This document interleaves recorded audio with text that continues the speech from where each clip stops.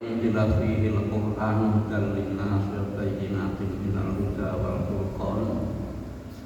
Asyhadu an la ilaha illallah wahdahu la syarika lah wa asyhadu anna Muhammadan abduhu wa rasuluhu alladzi la nabiyya wa la rasula ba'dah. Allahumma shalli ala Muhammadin wa ala alihi wa ashabihi wa man tabi'ahum bi ihsanin ila yaumil qiyamah. Qala Allah Ta'ala fil Qur'anil Karim, a'udzu billahi minasyaitonir rajim. Ya ayyuhan nasu qad ja'akum mau'izatum min rabbikum wa shifaa'un lima fis sudur wa hudan wa rahmatul lil mu'minin. Shadaqallahul azim. Para bapak, ibu-ibu, jamaah salat subuh di Masjid Al-Najrin yang dirahmati Allah, langsung memberikan disyukur dengan sani Allah Subhanahu wa Ta'ala dengan memperbanyak kalimat tauhid, kalimat la ilaha illallah, kalimat alhamdulillahirabbil alamin. Segala puji hanyalah milik Allah yang menguasai seluruh alam. Sebab kanthi banyak syukur pada Allah sebagai tanda bukti bahwa kita adalah sebagai orang yang beriman. Orang yang beriman adalah selalu mensyukuri apa yang diberikan Allah, di antara berupa nikmat iman, nikmat Islam, nikmat sehat. Jadi dengan nikmat sehat dan alhamdulillah kita dimudahkan oleh Allah untuk pergi ke mushola, ke masjid dalam rangka memenuhi kewajiban kita menjalankan ibadah salat subuh dan dikerjakan secara berjamaah menjadi sunnah Rasulullah di tempat yang sebaiknya tempat di muka bumi, yakni di masjidnya Allah Subhanahu wa Ta'ala. Mudah-mudahan apa yang kita laksanakan ini Allah berkenan mencatat lewat malaikatnya sebagai amal ibadah kita, sehingga jadi bekal kita besok menghadap kehadirat Allah, dan insya Allah jadi yang akan dihindarkan kita dari siksa api neraka dan menuntun kita untuk menuju ke surganya Allah Subhanahu wa Ta'ala. Amin ya rabbal alamin. Ibu-ibu, bapak, jamaah subuh yang dirahmati Allah, pada kesempatan pagi ini hari yang kelima kita menjalankan ibadah puasa di tahun 1446 Hijriah ini. Tidak terasa langit wajah kita ini puasanya sudah dapat 4 hari ini, masuk yang kelima. Lalu kami kesempatan menikah, monggo kita mengkaji salah satu ayat dari Allah Subhanahu wa Ta'ala terdapat dalam surat Yunus. Surat Yunus itu surat yang ke-10, ayatnya insya Allah berdasar ayat 57. Lalu dalam qadimah sambil waterakan bahwa Allah ketika a'udzubillahi minasyaitonir rajim. Ya ayyuhan nasu qad ja'akum mau'izatum min rabbikum. Wahai para manusia, qad ja'akum, sungguh telah aku datangkan kepada kamu sekalian mau'izatum min rabbikum, satu pelajaran yakni Al-Qur'an dari Tuhanmu, wa shifaa'un lima fis sudur, dan Al-Qur'an diturunkan Allah sebagai shifaa'un lima fis sudur, sebagai obat penenang dalam hati manusia. Wa rahmatul lil mu'minin, sebagai petunjuk dan sebagai rahmat serta kasih sayangnya Allah pada orang-orang yang beriman. Menurut ayat ini dados para bapak ibu sekalian, bahwa Al-Qur'an itu diturunkan tidak hanya orang yang beriman, tapi kepada semua manusia. Sebagaimana pernah kita dengar cerita bahwa di Indonesia dijajah oleh Belanda, yang tokohnya bernama Berbernya itu dia menguasai Indonesia karena dia mempelajari Al-Qur'an, sehingga para ulama, para orang Islam itu dibujuk supaya dia itu dibujuk di kedudukan yang terhormat, dicukupkan kebutuhannya, sehingga dia itu salah jadi kacungnya Belanda, sehingga bisa menekan rakyat Indonesia sehingga keadaannya dalam keadaan tersebut, sehingga Belanda secara menguasai seluruh rakyat Indonesia melewat orang-orang yang dianggap berpengaruh tokoh-tokoh Belanda di masyarakat, sehingga dicukupi kebutuhannya seperti itu. Tapi hanya pada saat ini, pada waktu pemilu pun juga begitu. Jadi orang-orang yang berpengaruh dicekel kuasai, dicukupi kebutuhannya, dipakai mobil, diberi dia uang berapa, akhirnya dia bisa mengerahkan rakyat atau masyarakat sekitarnya sehingga dia bisa memilih orang yang sebetulnya bukan pilihan orang Islam. Ini sebagai tanda bukti Al-Quran sebagai tunjuk pada semua manusia. Nah, kita sebagai orang yang berislam, orang yang beragama Islam dikhususkan oleh Allah bahwa Al-Quran itu diturunkan sebagai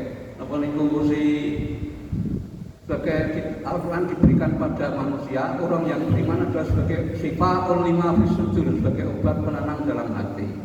Maka perlu bagi kita orang yang mengaku beragama Islam itu betul beriman. Makanya dengan Al-Quran kita harus selalu ada di hati kita.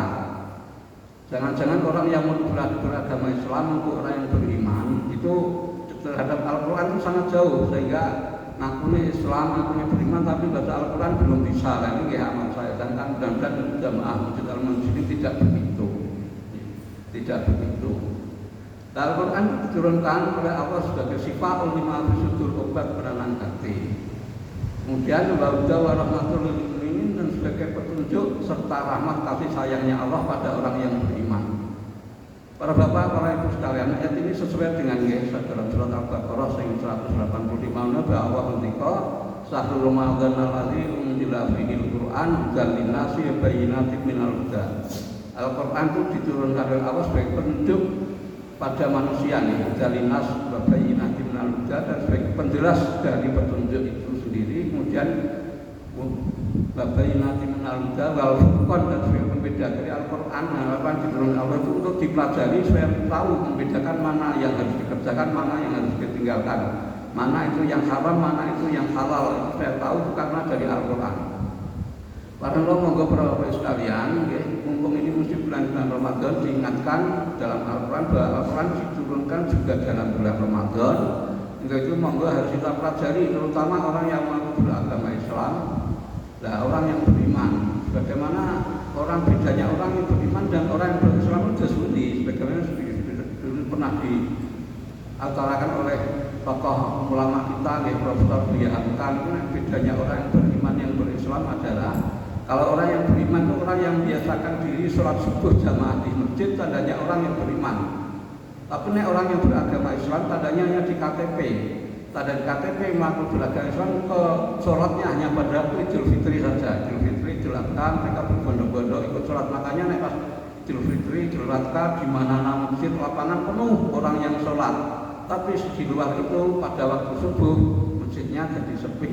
Tapi alhamdulillah di masjid Al-Madri tidak paling stabil, walaupun ini satu ayat, satu sop lebih, kadang dua sop dan sebagainya, itu paling stabil. Tandanya orang yang jamaah Masjid Al-Madri adalah orang-orang yang beriman. Nah, tugasnya orang yang beriman adalah dengan adanya Al-Quran itu merasa bahwa Al-Quran sebagai pedoman kita. Ibaratnya kita beli TV atau beli HP, kemudian ada buku petunjuknya, ada buku petunjuk dan kita baca, mungkin ya TV ini tinggal saya IDW, install saya IDW, HP cepat mendadak, akhirnya itu rusak karena Pak tidak mengikuti petunjuk. Begitu juga orang yang beragama Islam punya Al-Quran, tidak pernah dibuka, tidak pernah dibaca, apalagi dipahami. Ya akhirnya dia jadinya ya udah orang Islamnya ya Islam apa nih kadang Islam kadang umat kadang eling katanya ya. Seperti itu jadinya. Monggo. Nah, orang mempelajari agama Islam itu suatu keuntungan ya. Orang yang mempelajari Al-Quran, ya, Rasulullah juga berpesan ya. Khairukum man ta'allama Al-Quran wa 'allamahu. Sebaik-baik kamu sekalian, wahai umatku, itu adalah orang yang mau mempelajari Al-Quran dan belajar. Orang yang belajar Al-Quran dan mau mengajarkannya Al-Quran. Monggo kesempatan seperti ini kita mau beragama orang yang beriman, jangan bosan, jangan malu-malu mempelajari Al-Quran. Okay? Soalnya apa? Supaya kita dalam memegangi agama Islam, jalan Islam itu supaya kita teguh iman dan Islam kita karena dengan Al-Quran. Dan belajar Al-Quran itu sangat besar sekali manfaatnya. Ya, Rasulullah juga berpesan, Man qara'a harfan min kitabillahi falahu hasanatun wa la hasanatu bi asri amsalha. La aqulu alif lam mim harfun walakin alifun harfun wa lamun harfun wa mimun harfun. Barang man qara'a harfan min kitabillah, barang siapa yang mau membaca satu huruf saja dari kitab Allah yakni Al-Quran, falahu hasanatun, mereka orang tersebut dapat satu kebaikan. Wal hasanatu bi asli amsalihha, dan satu kebaikan itu pahalanya 10 kali. La aqulu alif lam mim harfun, aku tidak mengatakan Rasulullah, aku tidak mengatakan alif lam mim itu satu huruf, walakin alifun harfun, alif satu huruf, lamun harfun, lam satu huruf, wa mimun harfun, dan mim juga satu huruf. Maka baca alif lam mim saja sudah dapat 3 kebaikan dan pahalanya 30 derajat pahalanya. Jadi mempelajari Al-Quran tidak sia-sia, tidak seperti pelajaran-pelajaran yang lain, itu amat sangat sekali berguna bagi orang yang beragama Islam dan mengaku beriman. Monggo kita usahakan dari sekarang sebagai kita jamaah Masjid Al-Munajjidin jangan sampai kok tidak bisa baca Al-Quran. Kita perhatikan Al-Quran terus kita kaji, kita pelajari, bahwa belajar Al-Quran itu tidak akan bosan-bosan, dan ilmu dari Al-Quran itu tidak akan habis apabila kita pelajari. Yaitu sebagai pegangan kita hidup, setelah hidup kita akan lebih tenang. Supaya apa? Dengan belajar Al-Quran, hidup kita, hati kita akan selalu dibersihkan oleh Allah, kita akan selalu jadi tenang, akan selalu dapat obat hati, sebab semua penyakit itu sumbernya dari hati. Hati itu bisa bersih, bisa sihat itu karena baca Al-Quran. Maka para ibu, bapak ibu dan bapak ibu sekalian, yang apa yang saya sampaikan mudah-mudahan bisa memberi manfaat khususnya pribadi saya, umumnya para jamaah, dan saya yakin apa yang saya sampaikan banyak sekali kekurangan karena kebodohan kita dalam memahami apa yang saya sampaikan. Itu saya mohon maaf. Akhiripun menurut akhiri subhanakallahumma rabbana wa bihamdika asyhadu an la ilaha illa anta astaghfiruka wa atubu ilaik. Walhamdulillahirabbil alamin. Wassalamualaikum warahmatullahi wabarakatuh.